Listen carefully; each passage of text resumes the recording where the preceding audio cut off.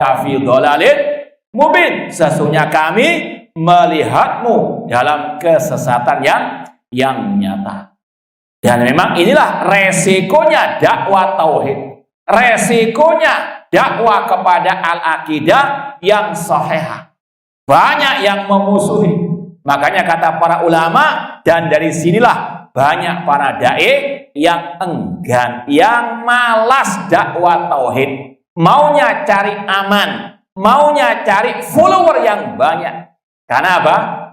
Itu tadi, kalau sudah dakwah tauhid, ini dituduh memecah belah umat, dituduh keras, dituduh radikal, dan seterusnya. Ya, ini sekali lagi yang harus kita jadikan sebagai prinsip dalam hidup kita, manhaj dakwah para nabi, para rasul, dakwah yang paling utama dakwah kepada at-tauhid. Meskipun tadi resikonya juga ya besar, namun inilah al-haq, kebenaran yang wajib untuk diteruskan, dilanjutkan. Ini adalah bentuk meneruskan tongkat estafet dakwah para nabi, para rasul, dakwah kepada at-tauhid. Kalau antum baca sejarah dakwah mereka, semuanya sepakat intisarinya dakwah kepada at-tauhid. Bahkan Nabi Yusuf alaihissalam di penjara pun dakwah yang pertama dan utama dakwah tauhid. Sebagaimana yang Allah firmankan dalam surat Yusuf, ya sahibai sijni a'arbabun mutafarriqun khairun amillahul wahidul qahar ma ta'buduna min dunillah illa asma'an samaitumuha antum wa aba'ukum ma anzalallahu biha min sultan inil hukmu illa lillah amara alla ta'budu illa iyyah dzalika dinul qayyim. Allah berfirman menceritakan tentang dakwah Nabi Yusuf ketika di penjara. Beliau berkata kepada dua temannya yang di penjara, ketika beliau ditanya tentang takwil mimpi, beliau gak jawab dulu, beliau dakwakan tauhid. Ini sekali lagi para anbiya, dakwah yang utama dan pertama dakwah tauhid, melebihi semua dakwah yang lain. Bahkan kata Syekhul Islam Muhammad bin Abdul Wahab rahimahullah dalam Kitabu At-Tauhid, lebih didahulukan dakwah tauhid dari dakwah tentang salat dan seterusnya. Kan ini rukun Islam yang pertama. Nabi Yusuf alaihissalam ketika ditanya tentang takwil mimpi, beliau dakwahi dulu tauhid. Wahai dua temanku yang di penjara, apakah Tuhan-Tuhan yang banyak itu lebih baik, ataukah Allah yang Maha Esa lagi Maha Perkasa? Tidaklah yang kalian sembah selain Allah kecuali hanya nama-nama yang kalian karang-karang sendiri dan yang dikarang oleh nenek moyang kalian. Ma anzalallahu biha min sultan, yang tidak Allah turunkan keterangan padanya. Inil hukmu illa lillah, tidak ada hukum kecuali hukum Allah. Apa hukum Allah? Amara alla ta'budu illa iyyah. Allah memerintahkan agar kalian tidak beribadah kecuali hanya kepada Allah. Ini sekali lagi dakwah Nabi Yusuf, sekaligus tadi menunjukkan bagaimana para anbiya wa rasul tidak pernah mengenal tempat dan waktu untuk dakwah kepada at-tauhid. Ya, apalagi Nabi Ibrahim alaihissalam luar biasa kentalnya dalam berdakwah tauhid dan memerangi kesyirikan. Qad kanat lakum uswatun hasanatun fi Ibrahim walladzina ma id qalu liqaumihim inna bura'u minkum wa mimma ta'buduna min dunillah kafarna bikum wa bada bainana wa bainakumul adawatu wal baghdau abadan hatta tu'minu billahi wahdah. Dalam surat Al-Mumtahanah kalau nggak salah ayat yang keempat, sungguh telah ada suri teladan yang baik pada diri Ibrahim dan para nabi-nabi yang bersama beliau. Ketika mereka para anbiya mengatakan kepada kaumnya, inna bura'a minkum, kami berlepas dari kalian dan yang kalian sembah selain Allah. Kafarna bikum, kami mengingkari perbuatan syirik kalian dan telah nampak permusuhan antara kami dan kalian selama-lamanya sampai kalian beriman kepada Allah semata. Sekali lagi, ini kesepakatan dakwah para anbiya wa rasul. Dakwah yang utama dan pertama dakwah at-tauhid, mengesahkan Allah dalam ibadah, sampai kepada Nabi kita Muhammad SAW 10 tahun pertama dakwanya hanya tauhid, qulu la ilaha illallah tuflihu. Namun tetap ya sama dengan para nabi sebelum-sebelumnya, dimusuhi oleh kaum beliau, bahkan oleh paman beliau Abu Lahab. Tabban laka ya Muhammad alihada jama'tana, celaka engkau ya Muhammad, apakah engkau mengumpulkan kami hanya untuk mendakwahi ini? Ini sekali lagi, dakwah tauhid ini resikonya. Paman sendiri pun apa? Memusuhi beliau.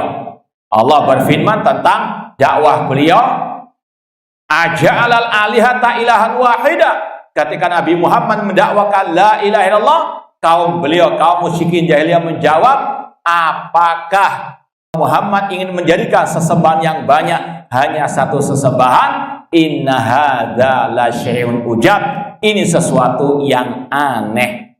Dakwah tauhid sejak dulu dianggap aneh.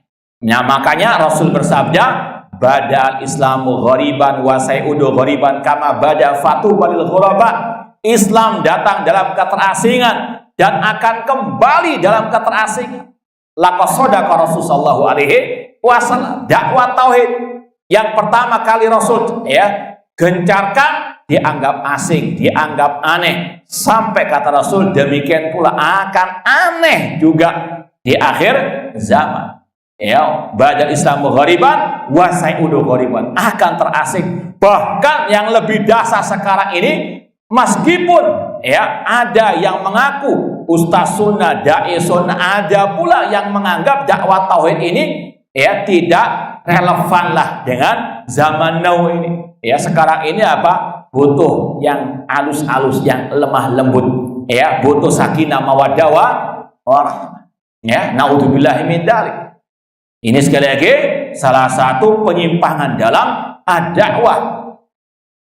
Syekh Muhammad bin Jamil Zainu yang sudah kita sampaikan di antara karya-karya ilmiah beliau yang berharga, yang fenomenal, Minhaj Firqatin Najiyah. Di antara Minhaj Firqatin Najiyah, metode golongan yang selamat, jalan golongan yang selamat adalah Al-Firqatun Najiyah ta'tabiru at-tauhid wa huwa ifradullahi bil ibadah. Firqah Najiyah, kelompok yang selamat, ahlu sunnah wal jamaah, as-salafiyun, mereka senantiasa mendahulukan, mengutamakan, memprioritaskan dakwah kepada tauhid, yaitu mengesahkan Allah dalam al-ibadah. Ini ciri khas dakwah salafiyah. Ini sebetulnya karakteristik ahlu sunnah wal jamaah, yaitu antusias dalam mendakwakan at-tauhid, al-aqidah as-sahihah.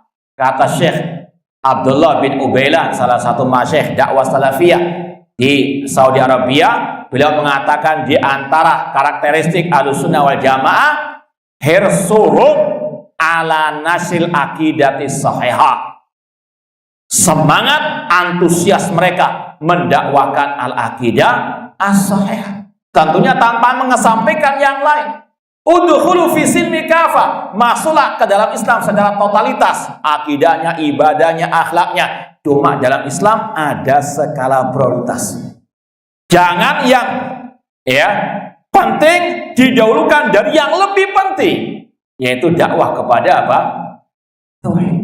Ya, akhlak itu penting, tapi yang lebih penting lagi at-tauhid. Orang punya akhlakul karimah, tapi kalau akidahnya rusak, apalagi menyimpang dari tauhid, apalagi sampai jatuh kepada pembatal keislaman, gak ada artinya akhlak yang mulia. Bahkan ibadahnya gugur. Ini sekali lagi yang harus pahami oleh setiap muslim. Makanya para nabi, para rasul, dakwah mereka yang utama dan pertama dakwah tauhid. Ini pondasinya ibadah. Bahkan Rasul SAW ketika mewasiati sahabat beliau yang diutus sebagai dai di negeri Yaman, insya Allah akan ada pembahasannya, namun tidak apa-apa kita sampaikan. Mu'ad bin Jabal, innaka ta'ti qauman ahla kitab falyakun awwala ma tad'una syahadatu alla ilaha illallah. Engkau wahai Mu'ad akan mendatangi ahlul kitab di negeri Yaman, jadikan dakwamu pertama kali tentang la ilaha illallah. Dalam riwayat, ila an yuwahidullah, sampai mereka mengesahkan Allah dalam ibadah. Kalau ada sebagian orang, dan memang ada, bahkan dari dalam sendiri, yang memiliki syubhat, itu kan untuk ahli kitab. Sedangkan sekarang kan yang kita dakwai kebanyakan kaum muslimin. Nggak perlu dakwah apa? Na'udzubillahi min dzalik. Dakwah para anbiya, manhaj dakwah mereka ini berlaku sampai akhir zaman. Apalagi di tengah kaum muslimin, adakah yang berbuat syirik? Ada atau enggak ada? Hah? Banyak. Apa bedanya dengan kaum musyrikin ataupun orang-orang Nasara yang mereka menyembah selain Allah Subhanahu wa ta'ala? Maka dakwah tauhid tetap berlaku. Itu wajib diprioritaskan. Apalagi Rasul bersabda, la taqumus sa'atu hatta talhaqa qabailu min ummati bil musyrikin hatta ta'buda qabailu min ummati al-awthan. Tidak akan tegak hari kiamat sampai kabilah-kabilah